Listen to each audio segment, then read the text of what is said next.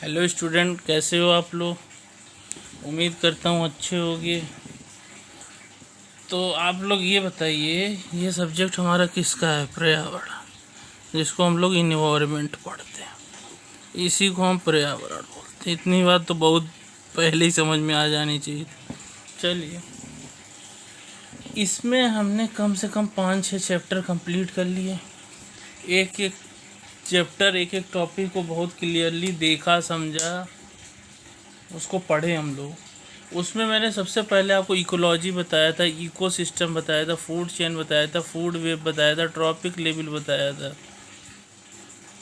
यहाँ पे मेरे जो पिछली क्लासेस थी, एक दो पिछली, उसमें मैंने पोल्यूशन बताया था। पोल्यूशन कितने टाइप की, air pollution, water pollution, noise pollution, sound pollution, सब मैंने बताया था, एक एक पॉइंट बताया था। फिर मैंने वाइल्ड लाइफ, बायोस्फीयर के बारे, वायुमंडल के बारे में बताया था, जैव मंडल के बारे में बताया था। तो इस तरह से मैंने बहुत सी चीज़ें कंप्लीट करी थी। हाँ, तो उन्हीं में से एक हमारा इम्पोर्टेंट है, जो कि हम ओजोन वगैरह, एसिड रेन की बात करेंगे। तो मैंने आपको याद होगा, थोड़ा मैं रिवाइज करा देता हूँ। ये हमारा अर्थ है, अर्थ है। अब इसके ऊपर लेयर थी ना, एक लेयर, दो लेयर, तीन लेयर, चल, ये आपको याद आ रहा होगा डायग्राम, अगर आपने देखा होगा। तो ये पहली लेयर हो गई, ये दूसरी लेयर हो गई, तीसरी लेयर, चौथी लेयर। ये जो मैं बता रहा हूँ, इसका लिंक इससे है, इसलिए मैं बता रहा हूँ ये चीज़ों को, इसलिए आप समझिएगा। ये अर्थ है। ये पहला लेयर कौन सा था? ट्रोपोस्फियर। दूसरा क्या था? स्ट्रेटोस्फियर। तीसरा क्या था? मीसोफियर। फिर क्या था? एक्सोफियर। एक्सोफियर। अब ये जो ट्रोपोस्फियर है, ये जो स्ट्रेटोस्फियर है, ये सब मैंने एक एक चीज़ पॉइंट आपको बताई थी। ये यार सबसे पहले जो सबसे बाहरी होता है।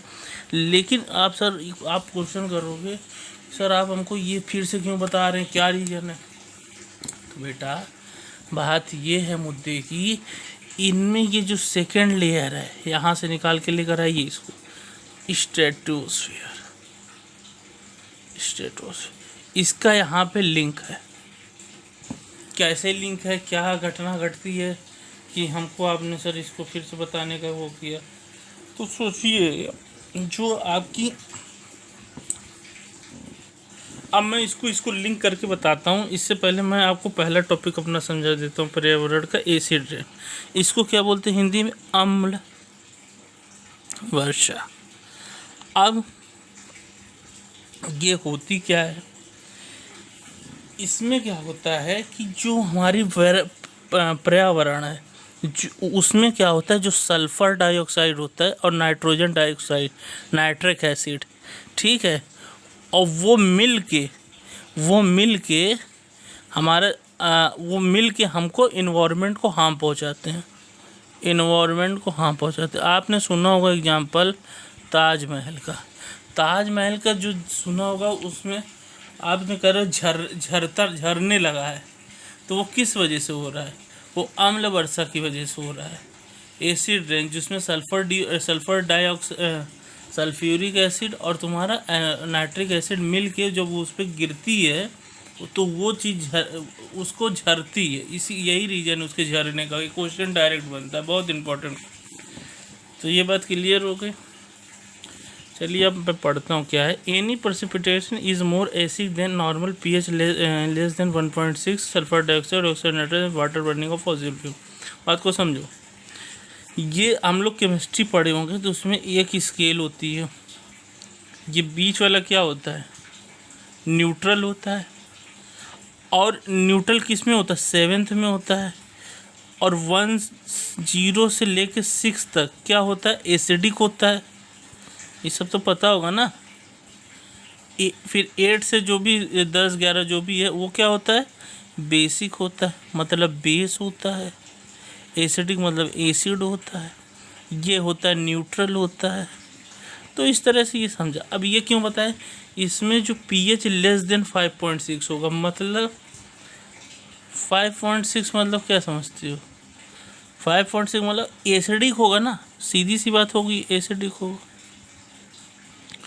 अब ये किस, जैसे मैंने तुमको आपको बताया था कि ताजमहल के झरने, तो कौन सी गैसेस प्रोड्यूस है? सल्फर डाइऑक्साइड है, ऑक्सीडेशन ऑफ नाइट्रोजन, और पानी मिलता है। और बर्निंग ऑफ फॉसिल फ्यूल भी यही एक इसकी घटना जो होती है फॉसिल फ्यूल की, इसी को बोलते हैं हम लोग। ठीक है, और ये सब प्रोसेस जो हमने समझा वो एसिड रेन में पता लिया। अब दूसरा पॉइंट आता है हमारा इंडिकेशन लाइकिन।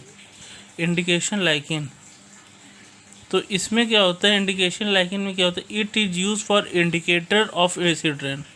मतलब अब ये बताइए कि हम जब पानी बरसता है बादल से, तो हमको कुछ लक्षण पता चलते हैं कि पानी बरसने वाला है, बादल का गरजता है और मौसम उस हिसाब से चेंज होता है, तो हमको कहते हैं लोग पानी आने वाली। तो उसी तरह जब एसिड अम्ल वर्षा होती है तो ये जो लाइकिन है ये इंडिकेट करता है कि अम्ल वर्षा होगा। इतनी बात के लिए कोई दिक्कत नहीं। चलिए आते हैं आर्टिफिशियल रेनफॉल। ये किसके कारण से होती है? हाँ, ये होती है ड्राई आइस और सिल्वर नाइट इंडिकेशन के कारण से ये होती है।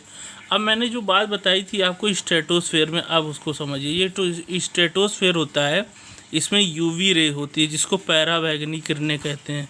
जो पैराबैंगनी किरणें होती हैं, पैराबैंगनी किरणें होती हैं, ये क्या करती हैं? उसको एब्जॉर्ब कर लेती हैं ओजोन को, तो हमको कम हार्म होता है। तो ये भी चीज़ इसेंशियल हमारे लिए बहुत इंपॉर्टेंट होती है यूवी रे। और ओजोन जो है समझ लीजिए ये क्या करता है? ये स्ट्रेटोस्फेयर में प्रेजेंट होता है, ठीक है, और ये हमको अल्ट्रावायलेट रे प्रोटेक्ट करते हैं। इतना समझ। फिर आते हैं ओजोन होल एंड डिप्रेशन। तो ओजोन प्लस यूवी रेस मिलता है तो ओ बनता है, ओ प्लस O2 बनता है तो ओजोन बनता है। बात समझ में आ रही है? हेलोकार्बन, आपने हाइड्रोकार्बन समझा होगा। हाइड्रो मतलब हाइड्रोजन प्लस कार्बन, तो ये टर्म है हेलोकार्बन। हेलोकार्बन क्या होता है? हेलोजन जो कि क्लोरीन ब्रोमीन प्लस कार्बन। तो अब ये जो सोलियर रेडिएशन होता है, तो जो सोलियर रेडिएशन जब इससे पड़ता है तो क्लोरीन को रिलीज़ करता है, ये क्लोरीन को रिलीज़ करता है, और क्लोरीन जाके हमारा CFC से मिल के क्या बना? जो क्लोरीन है हमारा ओजोन से जाके मिलता है, वो वही कारण होता है कि ओजोन की डिप्लेशन और ओजोन होल दोनों चीज़ें होती हैं, ओजोन एंड डिप्लेशन। तो क्या है? CFC क्लोरोफ्लोरोकार्बन होता है, फुल फॉर्म याद रखिएगा। O3 plus Cl, ClO plus O2, ClO plus O2, Cl plus O2। इतनी चीज़ें हम लोग ने समझ लें, कोई दिक्कत की बात नहीं है ना। चलिए अब polar vertex seven surrounding air cold. और जो पोलर वाटर ये हमेशा जो है ठंडी एरिया में होगा, ये याद रखना। कोल्ड पोल पे, साउथ पोल पे, नॉर्थ पोल पे कहाँ पे होगा? तो साउथ पोल में मैक्सिमम होता है, ठीक है, एंटार्क्टिका में, ठीक है। Associate jet stream formed under season polar stoppage would include water H2SO nitric acid मिला देते हैं, और ये O3 plus Cl, ClV, CH4 और नाइट्रिक एसिड जब बनता है, जब ये O3 प्लस Cl बनाता है, फिर एक NO2 में होता है, एक CH4 में होता है। तो NO2 से हमारा क्या बनता है? ClONO2 बनता है, और CH4 से हमारा HCl। इतनी बात के लिए। और फिर दूसरे में आते हैं तो ClONO2 क्या होता है? यहाँ ये नाइट्रिक एसिड हो गए, नाइट्रिक एसिड। ये क्या हो गया? सल्फ्यूरिक एसिड हो गए। अब Cl जो हमारा बना, Cl टूट दिया, A में आ गया। अब इन पर लास्ट आता है हमारा इफेक्ट ऑफ ह्यूमन, मतलब हमको कैसे ये प्रभावित करता है, ठीक है। तो हमको कैसे प्रभावित करता है? तो पहला होता है इसको, ये हमको स्किन कैंसर हो जाता है इसकी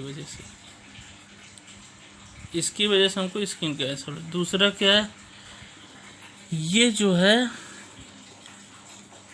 जो हमको धुंधलापन दिखता है उसका भी रिस्पॉन्सिबल होता है, ठीक है। और ये समझ लीजिए तीसरा क्या होता है? तीसरा ये DNA को भी डैमेज कर देता है। तो इस चीज़ों को मैंने बहुत क्लियरली पढ़ा समझा जाना। अच्छा एक चीज़ और बता देते, ओजोन डे कब मनाया था? तो 16 सितंबर को होता है। बहुत इम्पोर्टेंट, बहुत इम्पोर्टेंट, ठीक है। Biodiversity day.